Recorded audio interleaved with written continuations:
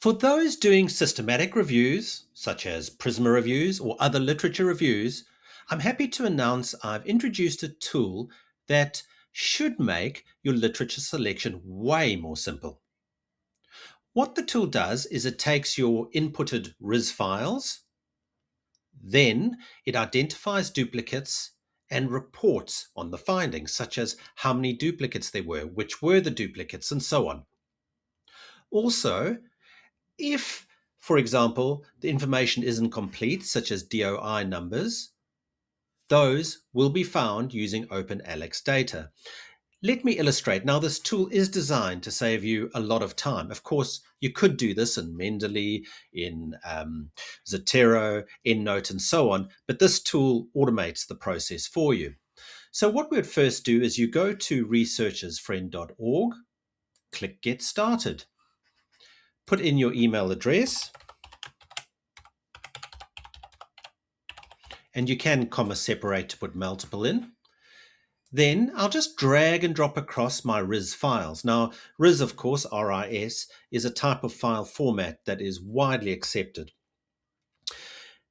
This tool will accept your RIS files from almost all the major databases, Web of Science, Scopus, PubMed, EBSCOhost, and so on, but also from your citation managers, EndNote, Zotero, Mendeley, and so on. So we've dragged and dropped, we've uploaded our files, and you can see I've got from Web of Science, Google Scholar even, and an EndNote file. You can put more in if you want to. You can leave this as auto-detect. You only need to change this should you be having issues. And we'll click Process Files. What we'll do is we'll just wait a minute or two while it finishes processing. That was pretty quick, it's already done it. We can view the report immediately, but we'll also get an email. So if I click View Report, we'll work through it. So we can see our summary. We imported 208 across the 3 files, 282 files. 78 did not have DOI numbers, but unfortunately, OpenAlex in this case couldn't find the DOI numbers. There were 64 duplicates that were removed. Thus, we have a corpus of 218 citations. And there's various other data, such as by source, Web of Science, Google Scholar, EndNote, etc., various other sample duplicates, and so on, and also number of citations by year. Of course, you can share this. It's perfectly safe to share this report.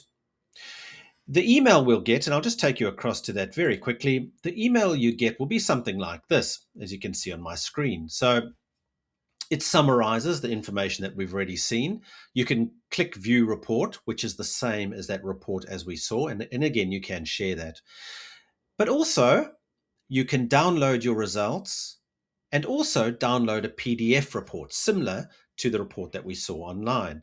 So if we download the results, and I'll just wait a second and I'll go into those very quickly. Just give me 1 second, just so I can show you. So there's the results that have been downloaded.